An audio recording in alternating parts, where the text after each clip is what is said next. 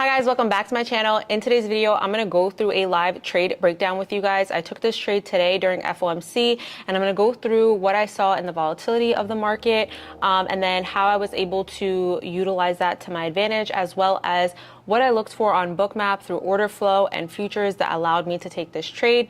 I'll go through the entire breakdown with you guys, entries, exits, and yeah, exactly what I could have done better and what I did exactly correct and followed my trading plan. All right, guys, so first things first, I did trade this live in the Discord. We were on voice. Now, during days where we have an FOMC announcement, I don't trade the day before FOMC, and I don't trade until the announcement actually comes out. So I wasn't trading in the morning. I waited until the afternoon at 2 p.m. when the announcement was released, and then obviously when Powell comes on and speaks as well. Before that, I don't like to trade because usually the market's very volatile and choppy, and you always want to wait until the data and news comes out prior to taking an entry. So that's what I was waiting for. I waited until the data came out, and then I ended up taking this trade on SPX. Traded it live on voice, and I was trading SPX puts. So we'll go through exactly how I scaled, how I entered, and then what my profit targets were and how I scaled out. So my trading plan was SPX puts below 5,600. So if you look at SPX here, SPX had 5,600 was SPX's low of day. So you can see that we ended up kind of making a choppy move up. There was some data, news from Trump that came out around this time, and the market dropped. And then it created a base of support at 5,600, which was the low of day. So that was the safest entry on SPX to take.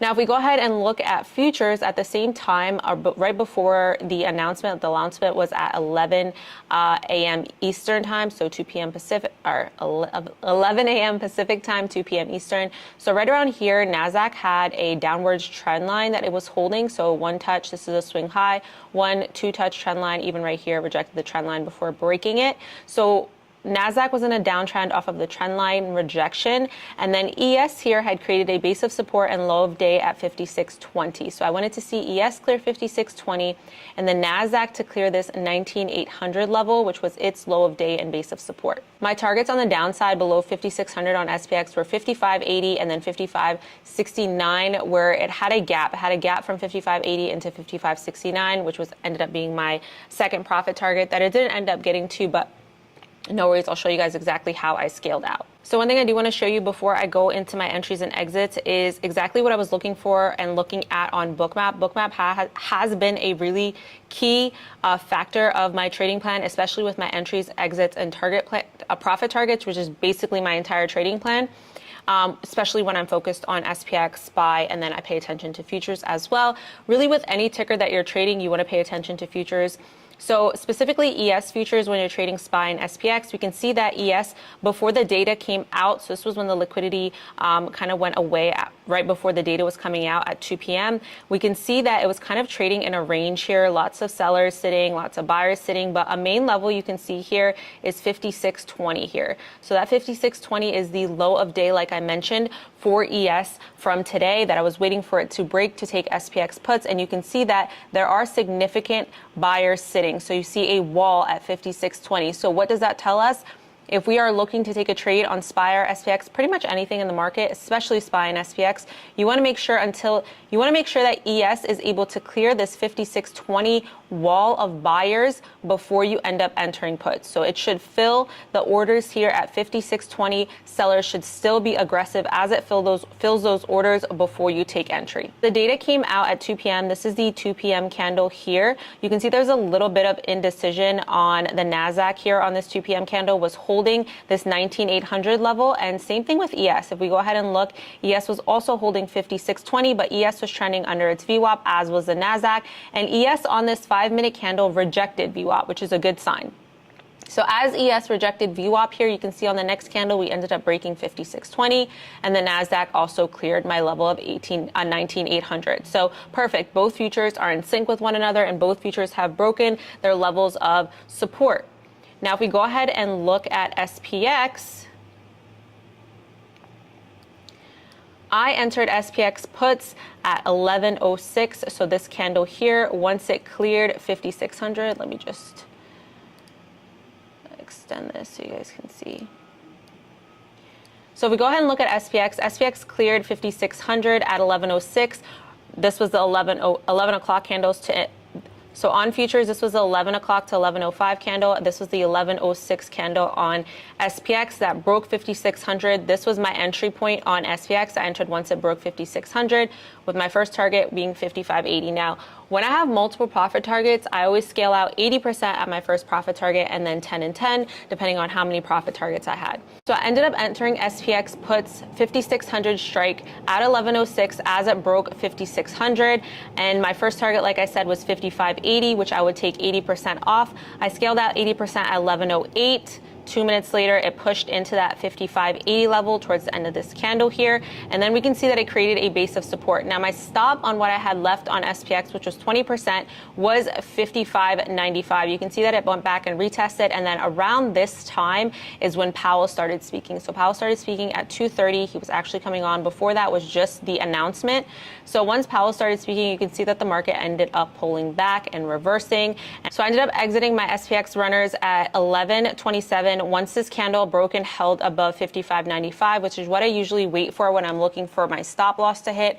So I ended up exiting my runners at 55.95. Now, I do want to say that I did lock in $18,000 on this trade, and the runners did end up being red. However, because I locked 80% of my position, even though my runners ended up being red, I still was really profitable on this trade. Now, that's why it's so important to make sure that you are scaling out properly.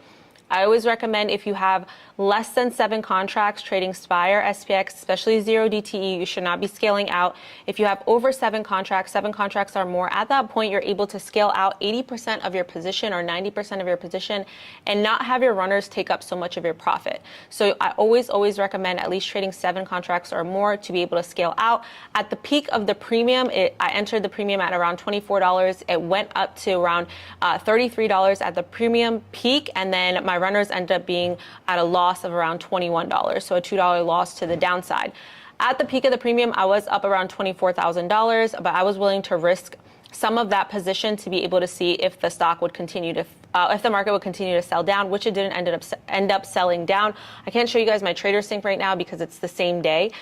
It won't post until tomorrow, but if it does post, I will go ahead and show you guys.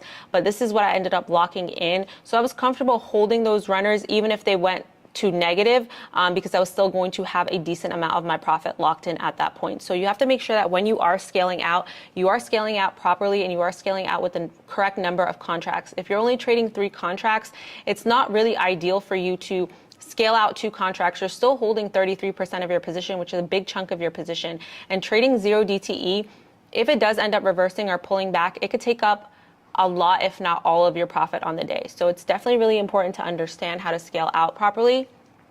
And I will tell you guys, on ES futures, my target to the downside below 56.20 was 5,600. So if we go, and the target on the NASDAQ below 19,800 was 19,700. And if we look at the NASDAQ, you can see that neither of these candles held below 19,700. And if you look at the ES, you can see that neither of these candles held below 5,600.